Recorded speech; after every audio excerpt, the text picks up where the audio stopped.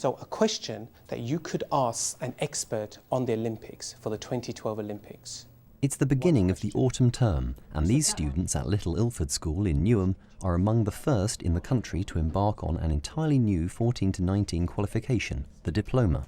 The reason for the diplomas is rooted in raising the participation age in education and training to 18. If we're going to do that, we've got to make sure that we're engaging all young people in their education. What diplomas will offer is a style of teaching and learning which brings out your academic best by relating your learning to the real world of work. People have described it as the biggest qualification reform going on anywhere in the world at the moment.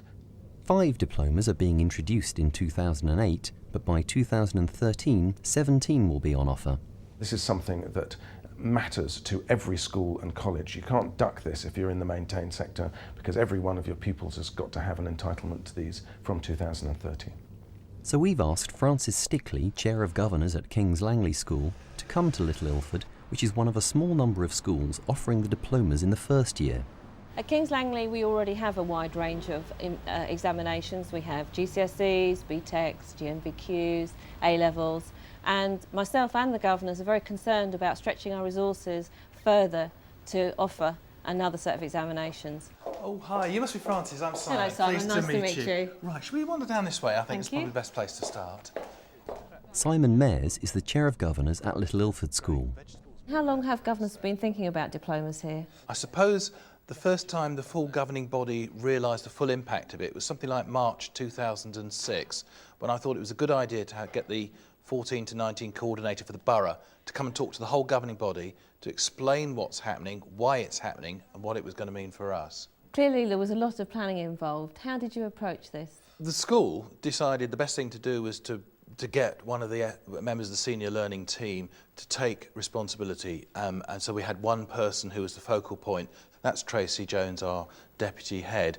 She comes to our curriculum committee meetings, so we were being told right from the beginning what was happening and how it was evolving. Tracy has been developing the borough-wide partnerships which underpin this new model of teaching and learning. There have been regular meetings with the Newham 14 to 19 partnership group. It's involved a lot of time to meet with other schools, other providers. I guess over the last 2 years it works out about an average of 4 to 5 hours a week. What about the teaching? Is that shared between schools? No diploma can be taught by one school on their own, so it's very much about collaboration. For example, the Creative and Media Diploma that we are part of the delivery of is also shared with 3 other schools and the Newham Sixth Form College. That must be a timetabling nightmare. How have you managed that? We had to think very, very carefully about 2 years ago about how we were going to timetable it, because obviously it involves common timetabling across the borough. All students need to be on their diploma courses for a day and a half a week, so all schools have had to coordinate their timetables to ensure that students can be released on those days and a half. So a layout, colour, style, it's got to be appropriate for the group that you're going after. The Creative and Media Diploma covers a wide variety of subjects which reflect the skills required in the media industry. So 15 seconds just... At Little Ilford School, Suresh Ravendran is teaching a unit based on graphic design, photo imaging, film and advertising. So what's the plan for this term? Well, we've got an exciting scheme of work revolving around the Olympics in 2012. Because the Olympics are just around the corner, I mean, it's being set in Newham and we're working with Newham students. So we were looking at how to raise awareness amongst the teenagers and young adults. So students have come up with some exciting ideas about creating leaflets and pamphlets and websites. And from that, they're going to create a guide for a particular target audience. What's the introduction of diplomas meant for you? It meant working partnership with 4 other schools, with colleges, with local employers, and I admit myself that I'm quite an insular teacher and I don't get the chance to work with people from outside. So this allowed me to make many new contacts and ideas which I would have never conceived of myself in a classroom. What's the difference between a Creative and Media Diploma and a Media GCSE? The employee engagement is paramount. I mean, I think in the specifications they mentioned 50%, but for us it's about the employers giving the real life experiences.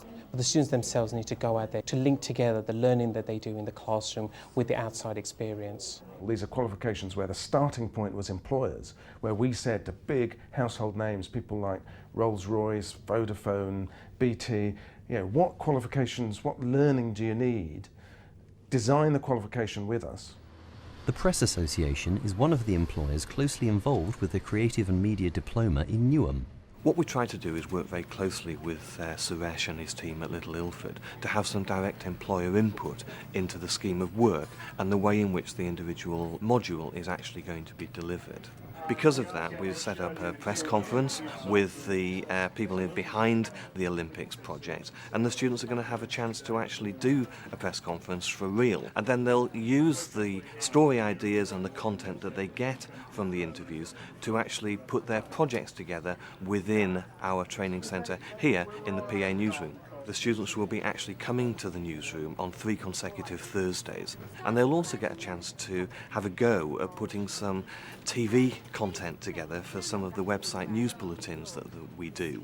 So they'll have a chance to experience what it's like to be a real journalist.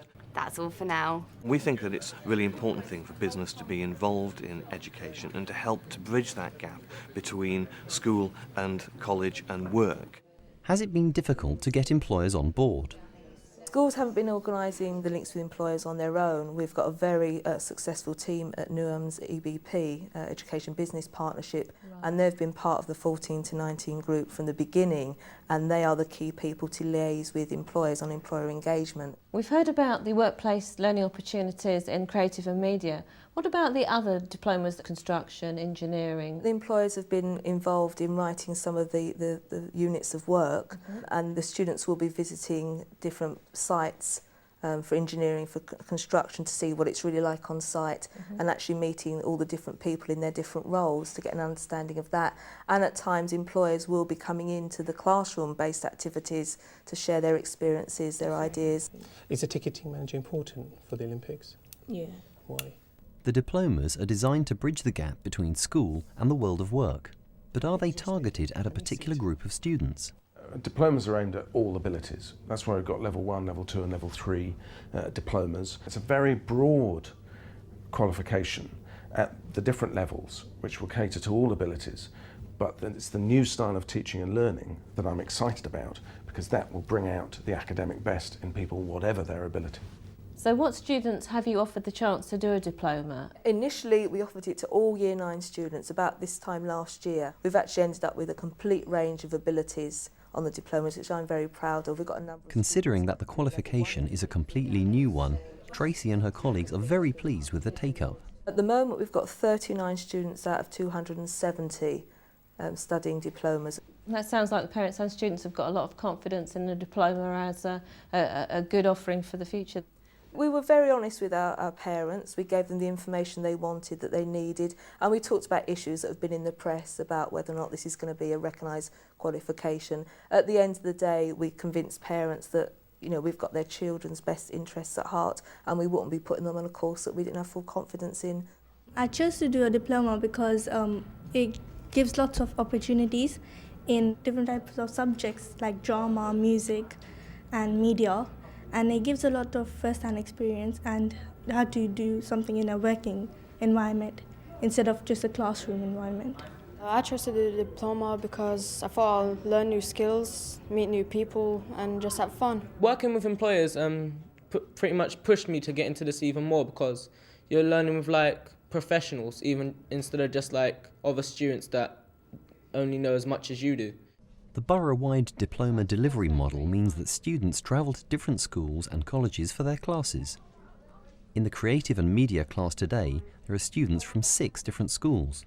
Clearly it's a departure for you to have your children visiting other schools. Were the governors concerned about that? Actually, it wasn't a complete departure for us, because we've been involved in a scheme a couple of years ago where some of our pupils went down to the sixth form college to do a BTEC in business studies. When that was brought in, there were a lot of concerns. We were concerned, first of all, for the pupils' safety. Who was to be responsible for them? How would they get there? All that pastoral care. So we had quite a couple of quite robust meetings where we were challenging SLT on what the procedures were going to be, what they put in place, how they were going to put in place. So how, for instance, do you keep track of students at other schools? We've got good relations with the other schools. We've also got protocols in place. There's a system right the way across the borough, but most importantly, we have electronic registration. Okay, what I'm doing now is I've gone on to the web-based attendance system that we're using across Newham, because we've got students in over, I think, 12 different venues for their learning. People that are delivering at other schools and other venues across the borough tick whether the child is present or not. When I log on, I can access it for all our students and I can see if they're actually turned up there today. I think the fact that students are going to other schools and being educated in different venues is very positive. When they leave us at the end of Year 11, that's what they're going to have to do when they go to college or to work or to other sixth forms in other schools. So it's not an issue for the students at all. In fact, I think it's a real positive step for them towards independence. Going to other schools is okay because it helps like broaden your horizons. It's a bit nerve-wracking coming to a different school because you don't really know anyone here, and you miss your friends during playtime or lunch, but you get along with the people. Coming to a different school is quite interesting. There's new people, new faces, people you never saw, and you just make friends. Francis is particularly keen to find out about the burning issue of funding for the diplomas. Right, money. Well, it always does come down to this, doesn't it? I actually raised this last term at our Governors' Forum because I was concerned about whether we got enough money.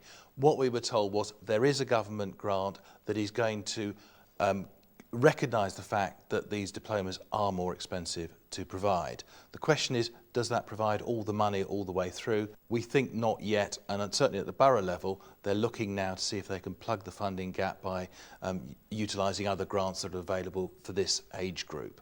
A lot of schools ask me whether or not there is extra money involved in them delivering diplomas, and it's quite right that they should ask it because they're going to be doing something new and forming new partnerships and training staff up for new qualifications.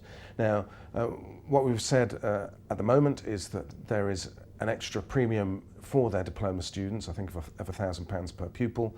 Now, as more and more of them do diplomas, then they will achieve the economies of scale, which will mean that sort of level of funding won't be necessary. I know it's early days, but how's it going with the diplomas? Really positive start. I mean, Simon's doing some informal monitoring. It's all gone off really successfully. I've had lots of positive feedback from the schools. Yeah. Great attendance. They've all found their way there. Right, good. They're behaving themselves really well, and they've really stepped up to the challenge of wearing smart casual clothes, because that was one thing we weren't too sure about. Yeah. So what advice about introducing diplomas can Francis take away with her?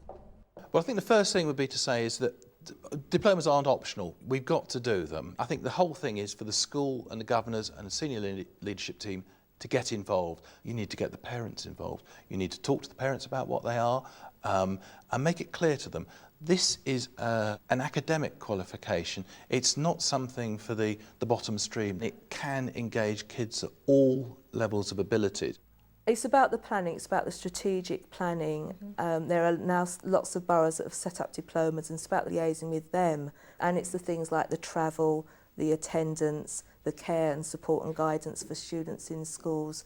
It's about planning that ahead. For the children, it's an exciting opportunity to follow a course that meets their needs, their aspirations, their interests, and opens up much wider pathways for them in the future. So what has Francis learned at Little Ilford School today? What I'm going to take back to my governing body is reassurance that we can deliver this very different model for 14 to 19 qualification alongside our existing qualifications, and the key to it will be good preparation.